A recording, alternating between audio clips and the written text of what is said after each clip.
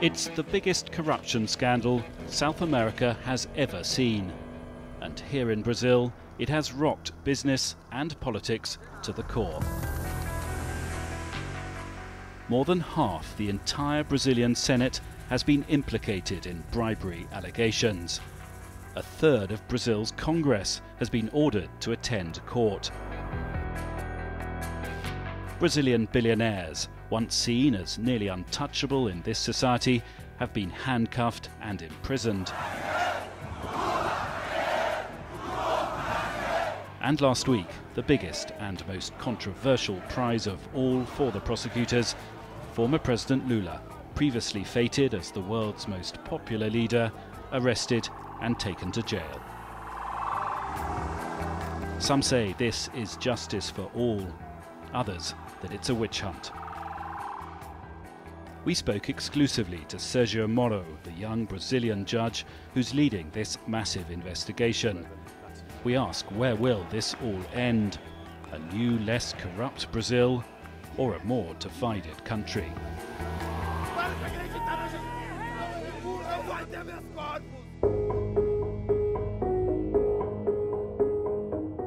This is where it began.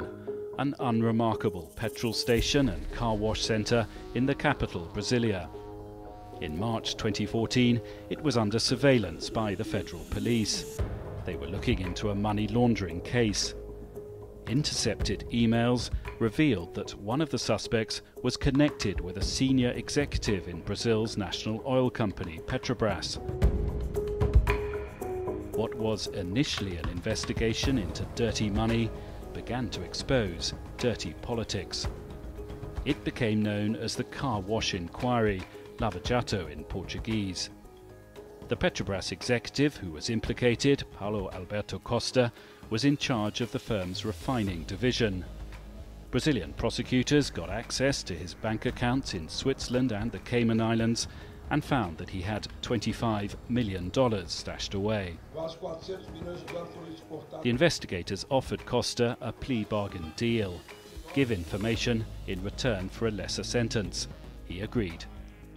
He then spelled out the details of the scheme.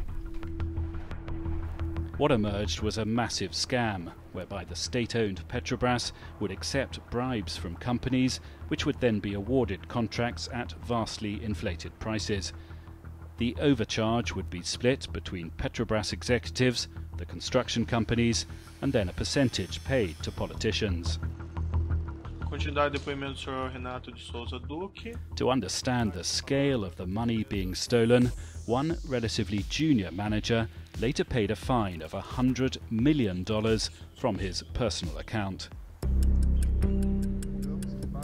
As the investigation expanded, more and more people got caught up in it. Former President Lula was convicted of accepting bribes from a construction company in the form of an upgraded seaside apartment. The man leading the prosecutions is a judge, Sérgio Moro, from the southern city of Curitiba. We spoke to him the day after he'd issued an arrest warrant against the former president. I'm not very comfortable in answering these specific questions about the case, but let me just say this. I received an order from the appeal court ordering the arrest. So I just complied with the order. I don't have the choice to not complying with the order. Right, so you felt you had no choice but to move quickly. He was convicted for money laundering and corruption, and you have to enforce the judgment. Simple like that. Sérgio Moro's critics say his understated style is deceptive. Former President Lula has accused him of behaving like an all-powerful czar. This is a wrong picture about the case. For example, about this conviction of the former president. There is my decision, there is the decision of the appeal court. The appeal court upheld the conviction, and also they presented habeas corpus in the superior courts in Brasilia, and they lost. So there are a lot of more judges involved in the trial and the judgment of these cases and these appeals. So it's not a one-man job. The judge, who's described as nerdy by his friends, as a young lawyer meticulously studied a legal case in Italy from the early 90s. Dubbed Clean Hands, it resulted in the successful prosecution of dozens of what previously were considered untouchable Italian politicians and businessmen. Moro was convinced that the same could be done in Brazil. There are a lot of points in common with a Clean Hands operation. For example, considering the cases already tried in Brazil, in these Petrobras cases, it seems that the payments of bribes were a kind of a rule in Petrobras contracts. So if you want a contract with Petrobras, you have to pay for it, pay bribes to the executives and pay bribes for politicians. And this behavior did not happen one time, two times, or dozens of times. It happens for years. And as a rule of the game, some of the defendants used that word to describe the picture. And when you saw Clean Hands operation, they discovered the same kind of criminal behavior in Italy when the bribes were taken for granted in public contracts. The judge has radically changed the way corruption cases are tried in this country, which is used to a slow and inconclusive legal process. Arrests have been accelerated, pre-trial detentions are now commonplace, and, perhaps most importantly, plea bargaining deals are regularly made. The plea bargain was very important. Sometimes only the criminals themselves have useful information or could provide evidence about their own crimes. So you use a criminal against the others. His team has also taken advantage of a global opening up of banking privacy laws, especially in Switzerland. We received a strong support from Switzerland authorities, and that was fundamental because some of these criminals, they hide the proceeds of their crimes in Switzerland accounts, in offshore accounts. One thing that was very important is to try out this case in open court with transparency, so Brazilian people could understand what was going on. It helped us to gather public support to continue the operation and avoid any kind of obstruction of justice. Some of the judge's actions have proved highly controversial. Perhaps most so, the release of this taped conversation between the then President Dilma Rousseff and her predecessor Lula. Eu estou mandando o BC junto com o papel para a gente ter ele e só usa em caso de necessidade, que é o termo de posse. Rousseff appears to be suggesting that she's prepared to fast-track Lula's ministerial appointment to protect him from prosecution. Many experts question the legality of wiretapping and releasing the private conversations of a sitting head of state. Moro is unapologetic. By Brazilian law, our constitution demands that all cases have to be tried without secret, in open courts. All the decisions have to be made public. So we just act applying this rule in this constitution. It's different from an illegal leak. Right. Okay, so for example, in this case that you mentioned, I made the decision to turn the evidence to the public, but it was made not in secret, it was not a leak, it was a decision in an open court. Were you surprised when you saw the scale of the figures? You know, we're talking hundreds of millions of dollars, billions of dollars wound up in corruption. No one in the beginning had the idea about how the case could grow so big, for example, until now. And we always have this perception that corruption in Brazil was big, but it's very different when you have the evidence, when you look at evidence, and sometimes the evidence is frightening. So can Brazil really change its culture of corruption? Take the case of Odebrecht.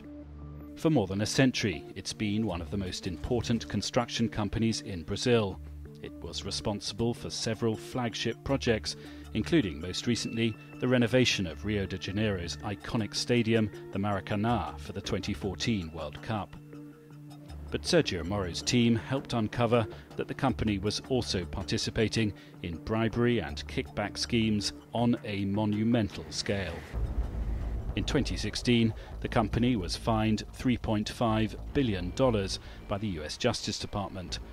As part of that arrangement, it admitted to having paid hundreds of millions of dollars in bribes to government officials in 12 countries, mostly in Latin America. Marcelo Cabral is a Brazilian journalist who's dived deep into the Odebrecht case. It's a normal part of life doing deals this way.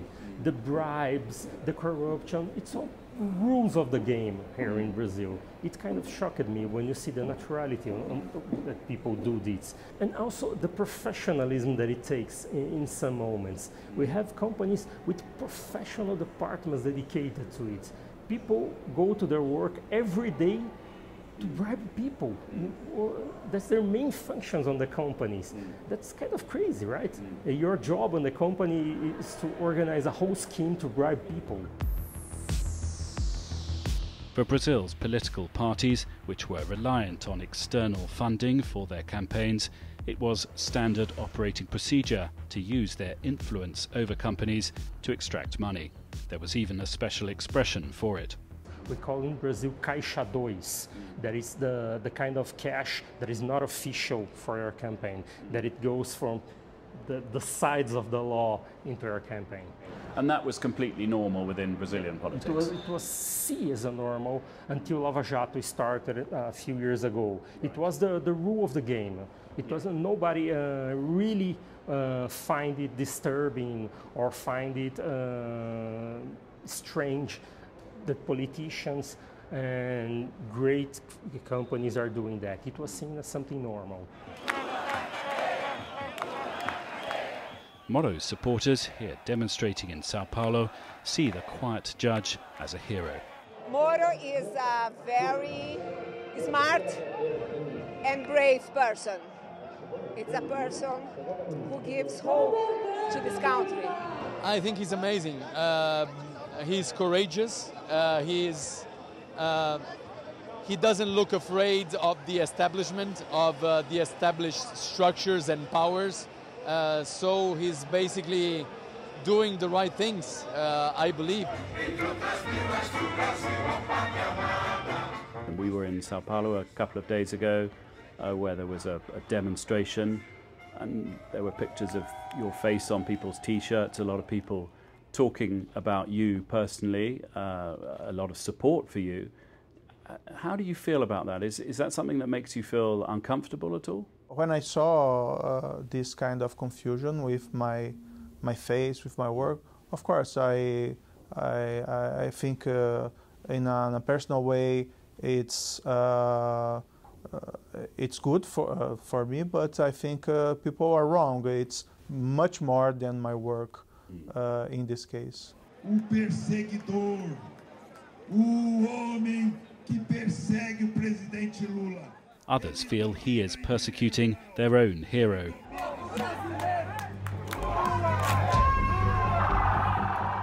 That was evident as we watched the ex-President Lula being driven off to prison.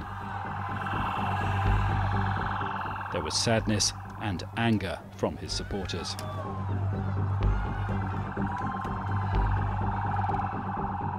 Are you worried about your personal security at all? Oh, there are some measures of security to protect me and my family, and in certain way I think the strong public support for this investigation, the Lava Jato case, also helps to protect the people involved in the case. Moro's detractors accuse him of being too cosy with the right wing of Brazilian politics. But he insists he is impartial and points out his investigations have targeted politicians from all sides. Opportunity, not ideology, he says, is what breeds corruption. It's a mistake to think that corruption is something from the left or something from the right or even in the center of the political spectrum. I think you have bad politicians in any wing of the political spectrum. Sometimes it's a question of opportunity. What is certain is that Brazil has never seen anything like this. Politicians and businessmen going to jail. Will it be an enduring change? It's a step on the right direction, but I think it could not be the only step. You got to keep working on that. You got to make the companies really believe that it will not be good for him to pay bribes to politicians. Or you must make clear to politicians that if you get bribes, there will be consequences.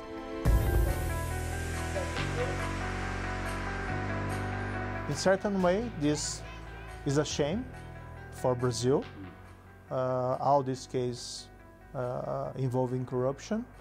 But if you see in another way, we have some reasons to be proud that Brazil is facing the problem and enforcing the law against these cases of bribery, I think is a really reason to be proud. Some have wondered whether Sérgio Moro might himself seek political office. He insists not. That, he says, would damage the rule of law.